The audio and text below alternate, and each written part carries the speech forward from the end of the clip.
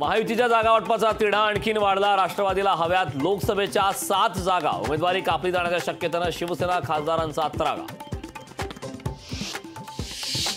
बारामतीचा तिढा सागरवर सुटण्याची शक्यता। हर्षवर्धन पाटलांना देवेंद्र फडणवीसांनी बोलावलं सागर बंगल्यावर। उपमुख्यमंत्री अजित पवार ही राहणार उपस्थित।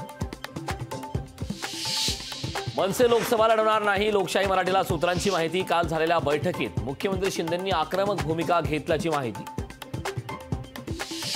राज्यात आणखी एक काका पुतण्या संघर्ष। शहाजी बापू पाटलांचे 9 पुतणे हातात घेणार तुतारी। पुतण्यांसोबत 40 वर्षांपासून संबंध नाही, शहाजी बापू पाटलांचं स्पष्टीकरण। विजय शिवतारे बारामतीतून अपक्ष लढण्यावर ठाम। 1 एप्रिलला प्रचाराचा नारळ फोडणार, तर 12 तारखेला 12 वाजता फॉर्म भरून सर्वांचे 12 वाजवणार, शिवतारेंची गर्जना।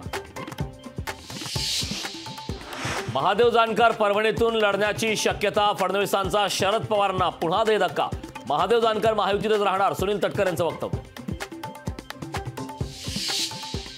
महायुतीच्या पायाखालची वाळू सरकली। सेना राष्ट्रवादी पक्ष फोडूनही भाजपला रासपची गरज लागते, अमोल कोल्हेंचा भाजपला टोला।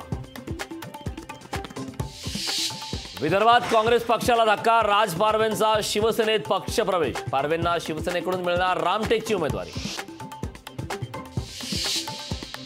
अमरावतीत बच्चू कडूंचा बंडाचा झेंडा। महायुतीच्या नवनीत राणांच्या उमेदवाराला बच्चू कडूंचं आव्हान। राणा विरोधकांची मोठ बांधण्याची बच्चू कडूंची तयारी।